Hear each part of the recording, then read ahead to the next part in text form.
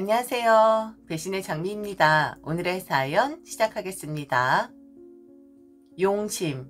사전적인 의미는 남을 시기하는 심술궂은 마음이라고 하죠. 시어머니의 용심은 하늘에서 내려준다는 말이 있습니다. 하늘이 준 능력이라고 해야 이게 말이 설명이 되지, 그렇지 않고선 도저히 설명할 길이 없거든요. 저희 시어머니가 그런 분이십니다. 하늘이 준 능력을 가지신 분, 전지전능하신 그런 분이시죠. 제가 결혼 생활 중에 그리고 시어머니에게 가장 힘들었던 부분은 바로 서리발에 잔뜩 서 있는 그분의 호통 때문이었습니다. 그 호통이 어떤 정확한 일이 있어서 나오느냐, 그게 아니라 전혀 예측을 할 수 없다는 것에 나오는 것이기 때문에 더 힘들었었죠. 예측 가능하면 방어라도 할 수 있는데 무방비 상태에서 나오는 호통이라 무방비 상태에서 그냥 당하기만 했었어야 했거든요. 시어머니의 호통은 시도 때도 가리지 않고 나왔었습니다. 분명 친정에 간다고 했는데 도착했다라는 전화를 하지 않았다고 소리를 질러대셨고, 왜 어른 걱정하게 말을 안 해줬냐 이겁니다. 당신이 지금까지 종종거리며 저희 전화만 기다렸다고요. 그리고 마트에서 호통치기, 뭐 사러 나가기가 무섭습니다. 사실 이건 너무 창피합니다. 가뜩이나 목소리 크신 양반이 왜 그런 걸 사느냐부터 시작해서 꼼꼼하게 포인트 정립하는 제게 뒷사람 기다리는 거 보이지 않냐고, 왜 그렇게 사람 배려할 줄을 모르냐고 그리 소리를 질러대죠. 포인트 정립은 누구나 다 하는 것이고, 그리고 배려요? 그 양반의 입에서 흘러나오는 그 배려라는 말이 저는 참으로 우스워요. 그렇게 남 배려하는 양반이 정작 가족에 대한 배려 1도 없으면서 남 생각을 하는 시어머니를 보면 역겹기까지 했었습니다. 저 호통은 제게만 국한된 것은 아니었습니다. 온 가족에게 다 소리를 질러댑니다. 자기 기분에 맞지 않으면 호통치고, 자기가 생각했던 대로 움직이지 않으면 또다시 소리를 질러대고, 진짜 질리겠더라고요. 그럼 그냥 소리만 질러대느냐? 하늘에서 내린, 하늘에서 허용해준 용심입니다. 그냥 호통으로 끝이 나겠습니까? 며느리 돌이 따져가면서 당신한테 어떻게 해야 하는지 자식 돌이 조금이라도 소홀하게 하면 협박을 합니다. 자식들 모두 싹 다 죽여버리겠다고요. 이렇게 후진 대접 받으려고 자식들 키운 거 아니라고, 남편도 없이 얼마나 고생을 하면서 내가 자식들을 키웠는데, 그러면 그 자식들 좋아 따라온 여자와 남자는 당연히 당신을 우러러 봐야 하는 것이고, 진정으로 모셔야 하는 것이고, 당신 입맛대로 굴어야 한다는 그런 입장이었었죠. 신우의 남편을 보면서 기가 막혔던 게, 참 저 양반 나보다 나이도 많은 사람인데 시어머니한테 등짝 맞아가면서 한 소리 듣습니다. 그런데도 신우의 남편이니까 장모님 가르침 주셔서 감사합니다 해야 합니다. 그게 시어머니 딸 좋아 따라온 남자 역할이니까요. 주말에 거의 하루도 빠지지 않고 시어머니 있는 곳으로 가서 중노동 해야 하는 사람은 신우의 남편이었고, 뭐 좀 사내놓아라 하면 긴 말 없이 그냥 해야 합니다. 돈 달라는 대로 줘야 하는 거고, 달라고 안 해도 알아서 더 얹어서 줘야 하는 게 자식돌이라고 하더라고요. 사위한테도 저런데 며느리는 어떠하겠어요? 집안 분위기가 다 시어머니한테 굽신하니까 저도 모르게 그 분위기에 휩싸여 굽신됐었는데, 더럽고 치사해서 못 해먹겠더라고요. 협박하는 것도 그렇고, 무슨 말만 하면 호통치는 것도 그렇고, 게다가 시어머니 집에 가면 저나 남편 따로 잡니다. 이건 신우이와 신우이 남편도 마찬가지였어요. 제 남편 그리고 신우이는 시어머니 옆에서 자야 하거든요. 오랜만에 우리 집 식구 모였으니 옛날 분위기 느껴보자며 우리 가족, 우리 새끼들 하면서 그런 짓을 합니다. 그럼 저랑 신우이 남편은 완전 새가 되는 거죠. 그냥 그런 사람이었어요. 자기만 위해줘야 하고, 자기 위주로만 모든 게 돌아가야 하고, 말 그대로 자기 꼴린 대로 행동을 하는, 그렇게 살아왔고 집안 분위기가 그렇게 돌아가니까 그냥 따랐으면 좋겠다라고 하는데 정신병 걸릴 지경이었습니다. 이런 짓고서 처음 받고 듣도 보도 못한 곳이어서 결국 저는 100개를 들다가 반개를 들고 말았어요. 나는 이런 집안의 며느리 하고 싶지 않다 했습니다. 해도 너무하는 것이고 정도를 넘은 것 같다. 아니, 어떤 사위가 이렇게 장모 눈치를 보며 그리고 자식들과 결혼한 사람들이 죄인도 아닌데 왜 이렇게 굽신거려야 하는 건지 이해를 할 수가 없다고. 당신들 가족 분위기가 이러면 그건 내가 상관할 바 아닌데 나는 도저히 못하겠다 했습니다.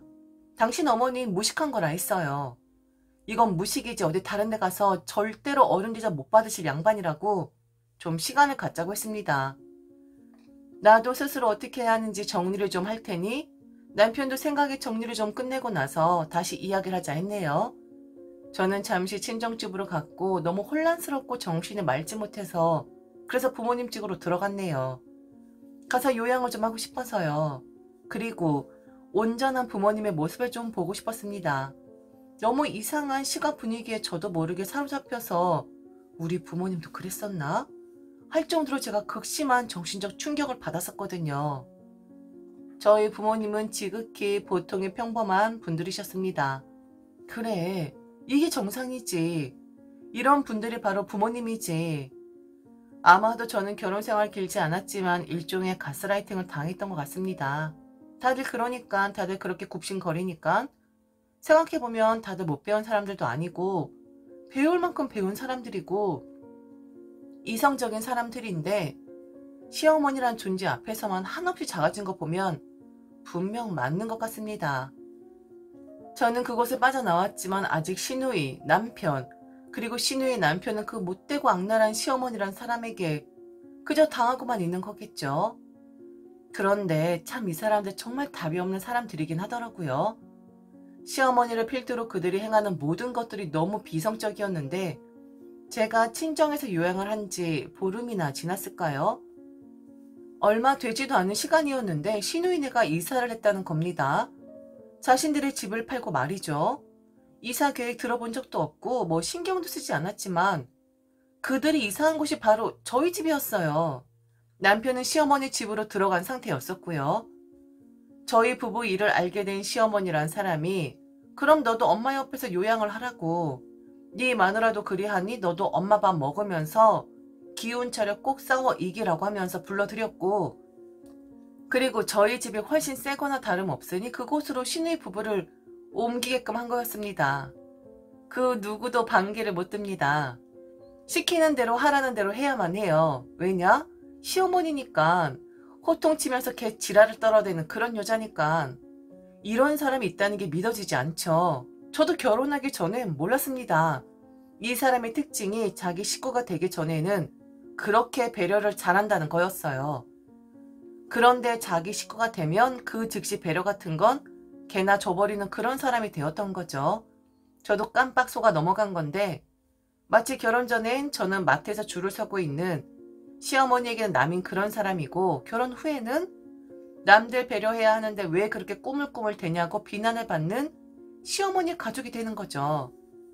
이런 사람을 배려할 필요도 없고 존중받을 필요도 없고 그리고 어른 대우는 더 받을 자격 없는 사람이라 생각합니다.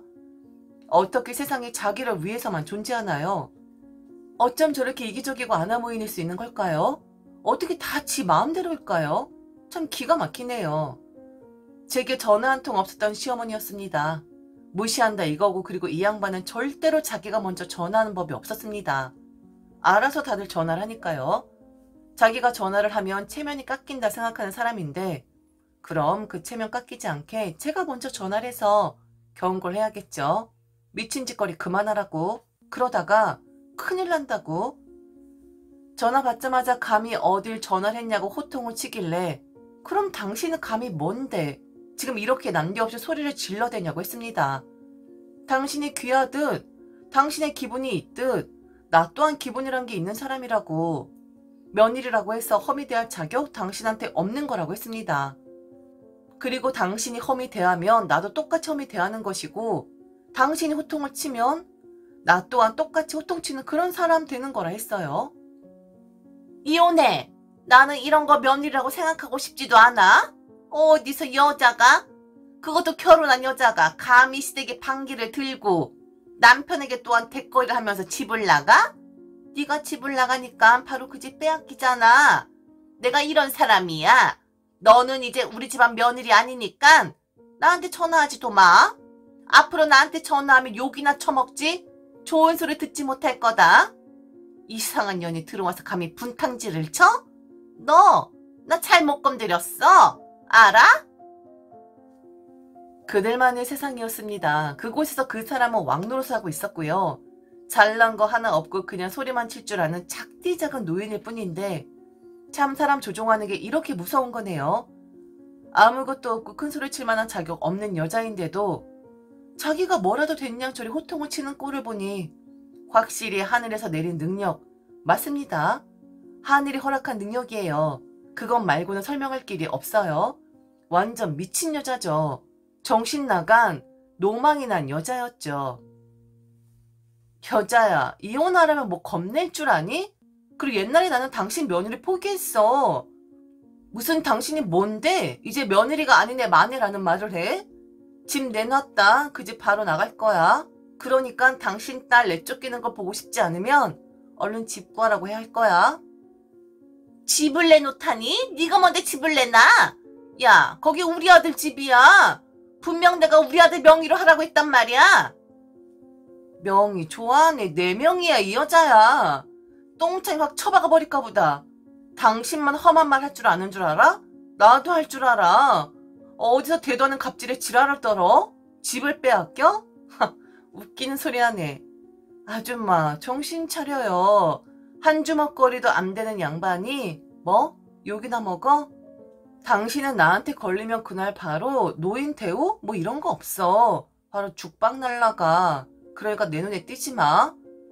40대 병신 마누라서 거기서 왕대우 받으며 살든지 말든지 하고 나는 그만하니까 네 딸이나 얼른 내 집에서 나가라고 해. 더 험한 꼴 보기 전에. 알았어. 이 노망난 여자야? 막 퍼부었습니다. 저도 모르게 본물 터지듯 글이 나오더라고요. 그리고 저는 이혼을 했고 그 집은 팔아버렸습니다. 재수가 없더라고요. 그 집만 생각하면 그 여자가 떠올라서 너무 더러운 기분이 들어서 그냥 팔아버렸어요. 아마 그들은 여전히 그리 살 겁니다. 무서워서 길들여져서 그렇게 살 거예요. 저는 빠져나왔지만 솔직히 저는 신우의 남편이 제일 불쌍합니다. 자식들은 그렇다 쳐도 신우의 남편은 남이었는데 왜 그런 고생을 하며 살아야 하는 건지 이미 그 사람도 길들여진 거겠죠. 아무렇지도 않은 거겠죠. 정말 기묘했던 저의 결혼 생활이었고 하늘에서 내린 용심이 어떤 힘을 가진 건지 몸소 경험할 수 있었던 끔찍한 기억입니다. 참 제가 제 이야기를 쓰고도 믿겨지지가 않네요. 그래도 조금이나마 저런 사람의 며느리로 살았다는 게 거짓말이라고 하고 싶습니다. 저도. 지금까지 들어주셔서 진심으로 감사합니다. 이상 배신의 장미였습니다.